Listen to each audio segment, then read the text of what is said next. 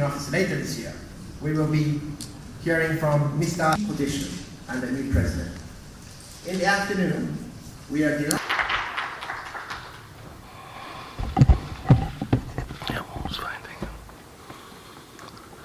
President and Chief Executive of Nikkei, distinguished guests, thank you, Mr. Fujiwara Toyoaki, for the introduction. It is my pleasure to be here at the 29th Nikkei Forum Future of Asia. In December, I was here for the summit marking the 50th anniversary of ASEAN-Japan, which set a clear direction for our future based on mutual trust and heart-to-heart partnership with our old friend, Japan. Despite today's global shifts and challenges, geopolitical, geoeconomic rivalries, advancement of technology, the environment, and our ongoing economic recovery from COVID-19, I see an opportunity for Asia to take a leadership role to tackle them head-on. Allow me to share with you my perspective on a few of these problems and how I think Asia can work together to address them. Problem number one. Some people say Asia is the main arena for superpower rivalry, but I would rather say Asia is the equilibrium. We have always seen major powers attempt to maintain the right balance in engaging with Asia. This gives us a unique position on the world stage. This is especially the case for Southeast Asia, where we strive to maintain Asian centrality and relevance and navigate through geopolitical flashpoints to avoid further confrontations. Whether it is Myanmar, the Taiwan Strait, or the South China Sea, as well as the conflicts in Ukraine and the Middle East. Despite these challenging landscapes, our agenda should be clear: to bring long-term prosperity to our peoples and maintain peace and stability. While ASEAN does not take sides, it does not mean we do not take a stand. We remain vigilant and steadfast to safeguard our interests as well as stand firm on our principles. For example, on Myanmar, we are working together relentlessly towards peaceful, stable, and unified Myanmar. We want to see Myanmar back on path of democracy. Thailand is working to help support peace dialogue among parties in Myanmar. We are coordinating closely with Laos as ASEAN chair and all partners involved. In the meantime, Thailand is now scaling up humanitarian assistance for the Myanmar people along our border.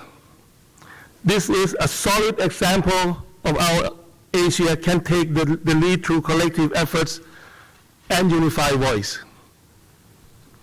Because together, we speak loudest. Problem number two. They see multilateralism and globalization are on the decline. Superpowers rival against each other. There's no we, only me and them. Yet, I see a silver lining, an opportunity to revive group spirits. If we look past these fragmentations, this could be an opportunity for us to strengthen regional and cross-regional cooperation that is open and outward-looking. This should be our new common agenda. As global relationships deteriorate, ASEAN countries should work together even more closely. Problem number three.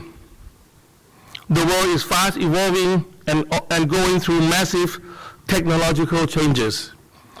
Internet of Things, AI, financial technology, quantum computing, blockchain, you name it, the so-called digitalization of life as we know it.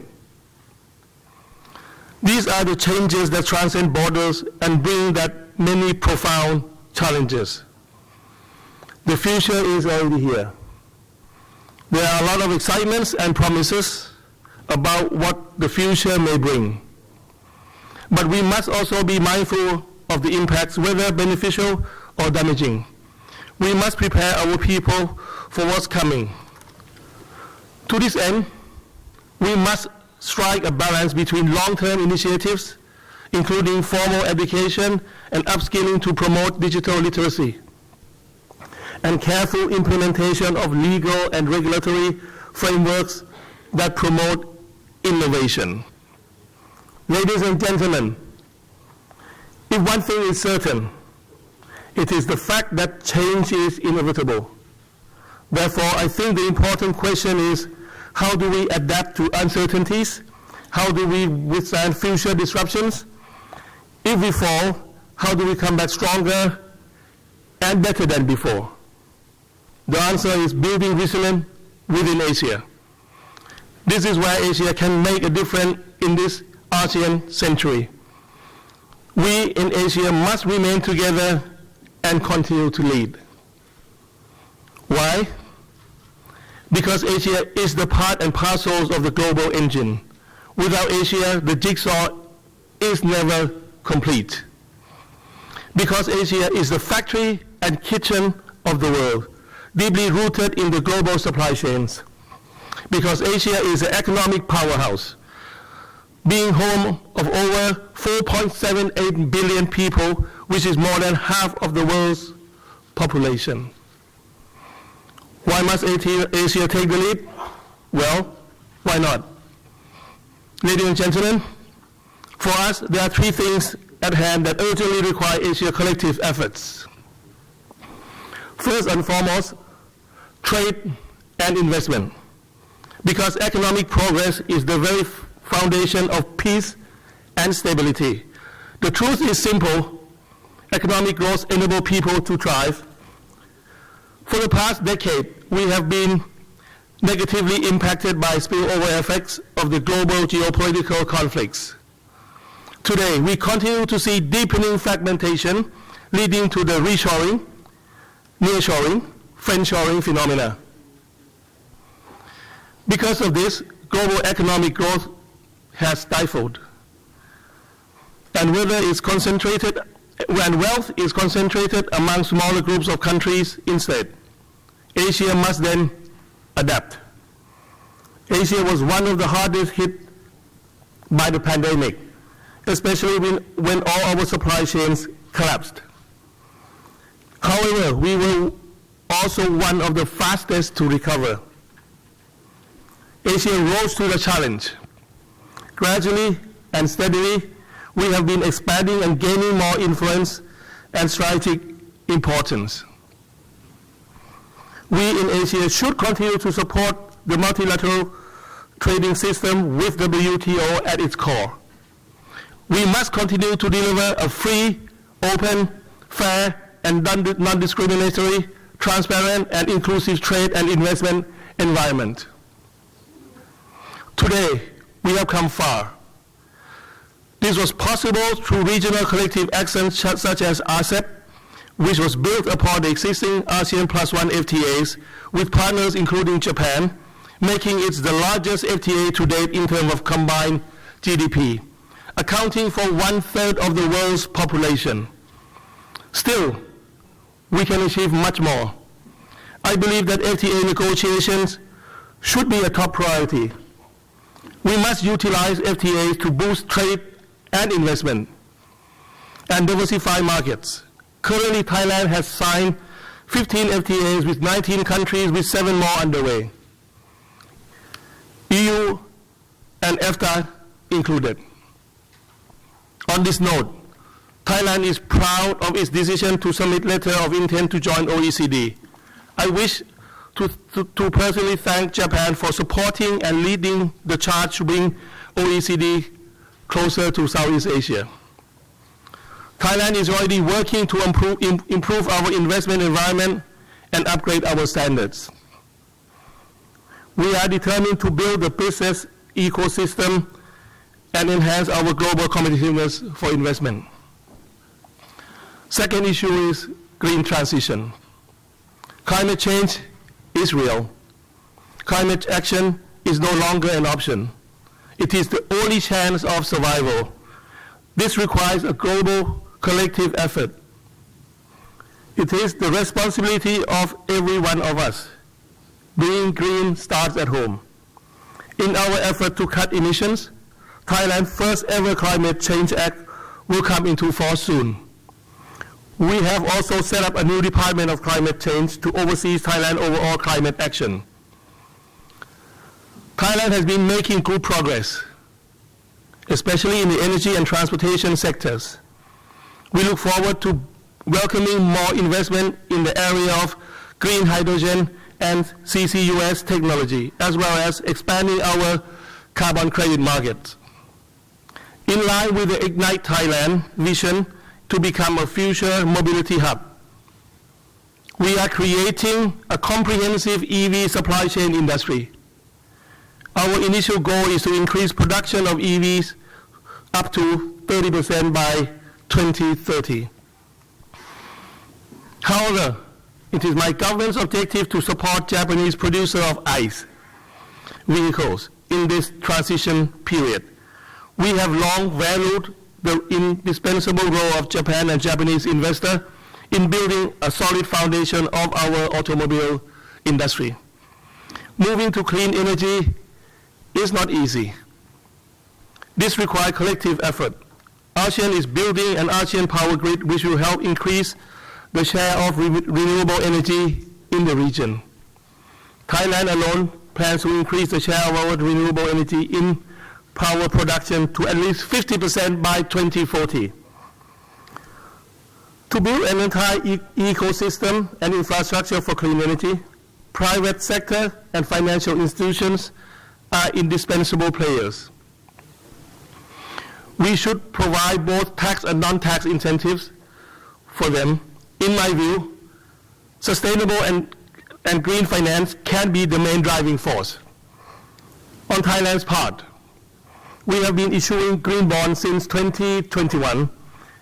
Additional series of sustainable linked bonds will be rolled out this year, amounting to about $1 billion. We welcome all partners to help drive our region towards a more sustainable future. Third is digitalization. I envision a world that is digitally connected. I want to create not only a digital economy, but a full-fledged digital society where digitalization becomes a part of people's everyday lives. For Thailand, our digital active citizens already paved the way for this change. It was accelerated by COVID-19, which made fast payment system via QR code, food delivery applications, and online shopping become a necessity.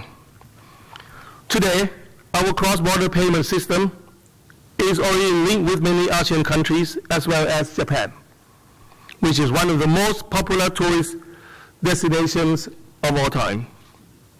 Furthermore, earlier this month, Microsoft CEO announced the plans to invest in our vision for digitally first and AI-powered future through its new regional data center in Thailand, along with other projects to upskill the young digital talents and tech workforce of the whole ASEAN. For us, this is groundbreaking development. It is fundamental to our growing high-tech and cloud-based digital industries. This will enable Thailand to take a crucial leap to fully capture our massive potential in the digital economy. On top of that, ASEAN is currently negotiating the Digital Economy Framework Agreement, or DIFA. Once completed, it will become the world's first regional agreement of its kind, projected to double the value of regional digital economy to $2 trillion by 2030. Ladies and gentlemen, I believe these three things will bring us closer to the world as we aspire to see. Each of us has a shared responsibility, and no one can achieve this alone. Platforms like the Nikkei Forum should continue to bring public and private sector together. We share thoughts, we share best practices, we share lessons learned, because all of you in the business community are truly behind the rise of Asia. For these reasons, Asia must maintain our collective leadership to reignite growth and restore trust in the global system. Because that is our true strength. This is the ASEAN century. But let's not take things for granted. It's now the time to walk the talk and put things into action. Finally, please rest assured, no matter what the future may bring, Thailand will always stand beside Japan, our true and trusted friend. Thank you.